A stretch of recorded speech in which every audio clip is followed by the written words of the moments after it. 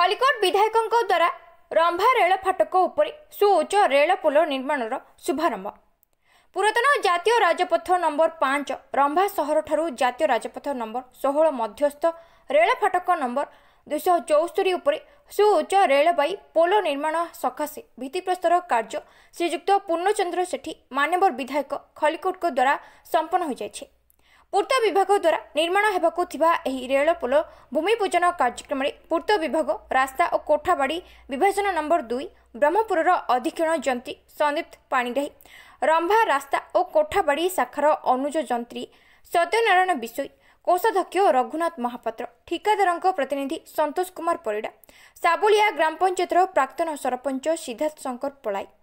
मंडल सभापति पंकज माझी उपस्थित थिले। मान्यवर विधायक श्रीजुक्त सेठी एही रेलबाई सुउच्च पोल निर्माण कार्य निर्धारित समय शेष हेब बोली आशा करने सहित जनसाधारण दीर्घ दिन धरी रेल यातायात समय बारंबार असुविधार सम्मुखीन रक्षा पाइबे बोली कहिथिले। एही कार्यक्रम को ठिका संस्थार हिमांशु शेखर महांती, सत्यजित महांती, सुरेश कुमार महांती, सुरेश देहुरी आदि कर्मचारी परिचालन करथिले। प्रमुख रास्ता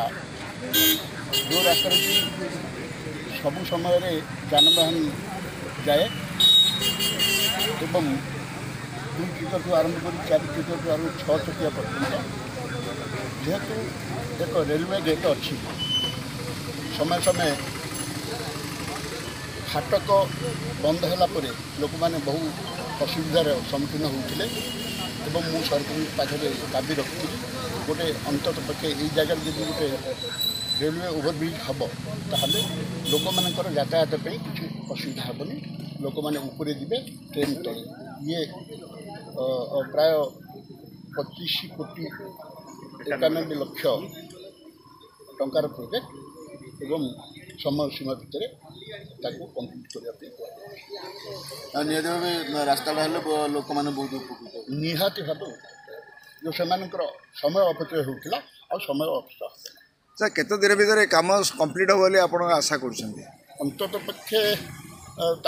केते समय अच्छी मु तो जाननी जहाँ भी आप